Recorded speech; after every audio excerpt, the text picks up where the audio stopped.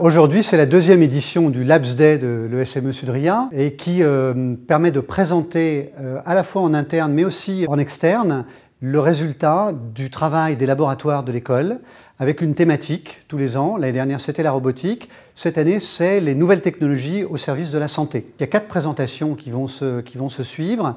2 présentations qui correspondent à des projets qui ont été développés au sein des laboratoires de l'école. Le premier projet s'appelle HandyLight. Il s'agit de lunettes qui permettent de maintenir la vigilance de patients traumatisés. Et l'autre, NeuroMove, qui est un fauteuil pour handicapés, qui est commandé par un casque, par la pensée. HandyLight, c'est un système de contrôle de la vigilance par luminothérapie. C'est tout simplement une paire de lunettes qui embarque des diodes électroluminescentes.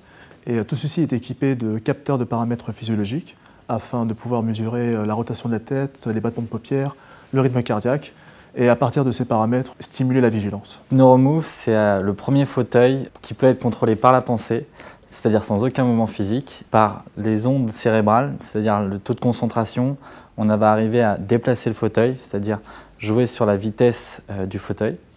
Et à l'aide des mouvements faciaux, on va pouvoir changer de direction. C'est le premier prototype en France et on espère aussi en Europe. Ce qui m'a plu dans la réalisation de ce projet, c'est avant tout l'aspect innovant, l'aspect aide à la personne et l'aspect aussi travail d'équipe. Ce projet il est en étape de maturation puisqu'on essaye d'améliorer ce fauteuil roulant. On participe à des concours, notamment la deuxième phase du concours BPI France, qui va nous permettre de débloquer des fonds et dans l'espoir de créer une société. Nous avons ensuite un projet qui s'appelle Terrisanté, qui est un projet copiloté de manière régionale par le département du Val-de-Marne, l'hôpital du Kremlin-Bicêtre et le sud de Paris. Ce projet a pour objectif de pouvoir mettre en œuvre ou de faciliter le parcours de soins du patient à travers des outils permettant d'améliorer ou d'optimiser la coordination des soins autour du patient, mais également de pouvoir développer l'innovation et les industries du monde de l'e-santé dans ce domaine de la technologie numérique dans le domaine de la santé. Et enfin, dernière intervention de la journée,